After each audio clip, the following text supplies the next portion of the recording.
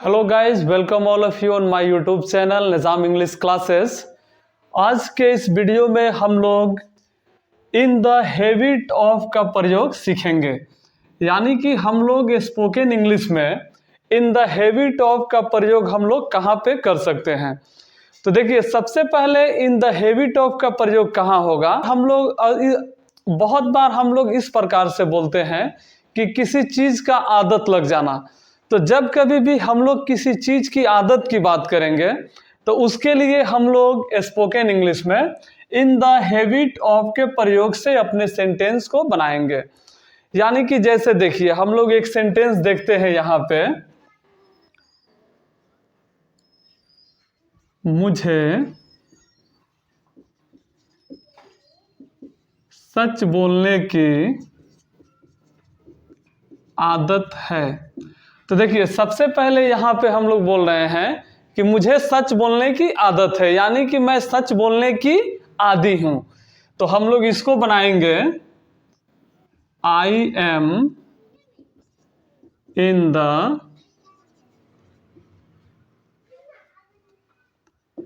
Habit of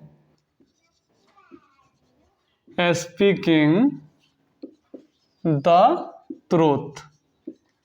अब देखिए, सबसे पहले यहाँ पे हम लोग अपने सेंटेंस को बनाएंगे कि मुझे आदत है। तो I am in the habit. अब किस चीज की आदत है? तो सच बोलने की। तो ऑफ स्पीकिंग इंग्लिश, यानी कि यहाँ पे हम लोग हमेशा V4 का प्रयोग करेंगे। यानी कि ये सेंटेंस जो होगा हमारा, एक सेंटेंस जब पूरा करेंगे कि मुझे आदत है, तो वहाँ पे हम लोग क्या करेंगे, सबसे पहले इसका रूल हो जाएगा कि सब्जेक्ट हम लोग लिखेंगे, उसके बाद इज एम आर लिखेंगे प्रेजेंट टाइम के लिए। पास्ट टाइम के लिए हम लोग वॉज या वर का प्रयोग करेंगे। यदि फ्यूचर की बात हो तो हम लोग शैल या विल का प्रयोग करेंगे। उसके बाद हम लोग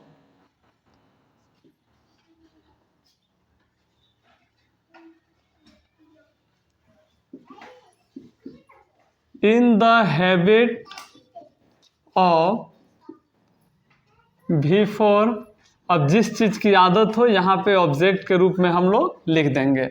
अब देखिए, यहाँ पे हम लोग लिखे हैं कि मुझे सच बोलने की आदत है, या इसी को हम लोग बोल सकते हैं कि मैं सच बोलने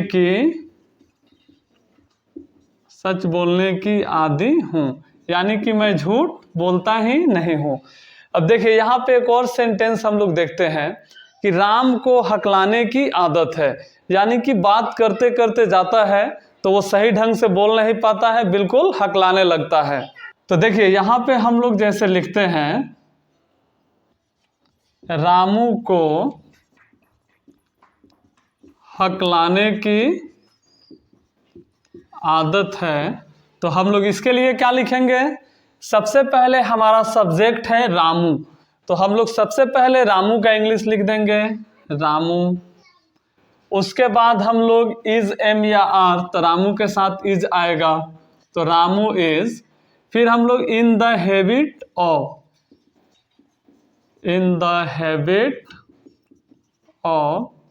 अब यहाँ पे हकलाना का होता है स्टेमर, तो यहाँ पे हम लोग क्या लिख देंगे, V4।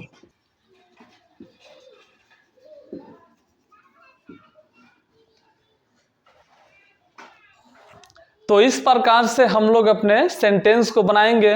तो देखिए, एक दो सेंटेंस हम लोग और देखते हैं, जैसे उसे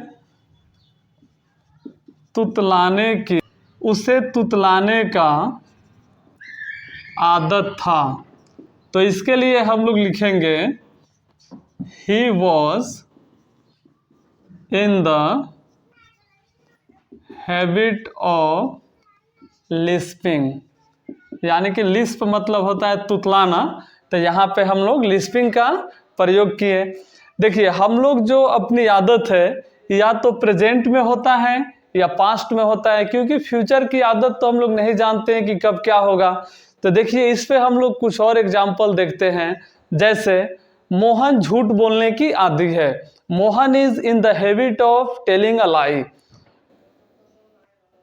हम लोग अपना काम समय पर करने की आदी हैं। We are in the habit of doing our work on time. तुम उल्टे सीधे हरकत करने की आदी हो। You are in the habit of fidgeting. बच्चे क्रिकेट खेलने की आदी हैं। Children are in the habit of playing cricket. हम लोग भोजपुरी बोलने की आदी थे, यानी कि हम लोगों को भोजपुरी बोलने की आदत था। We were in the habit of speaking Bhojpuri. तो इस प्रकार से हम लोग अपना स्पोकन इंग्लिश में इन द हैबिट ऑफ की मदद से अपने सेंटेंस को बनाएंगे। तो मैं आशा करता हूं कि आप लोगों को जरूर समझ में आया होगा, और यदि किसी प्रकार की कोई कठिनाइयां हो तो आप हमें कमेंट बॉक्स में पूछ सकते हैं। शीघ्र ही इसका रिप्लाई दिया जाएगा। धन्यवाद।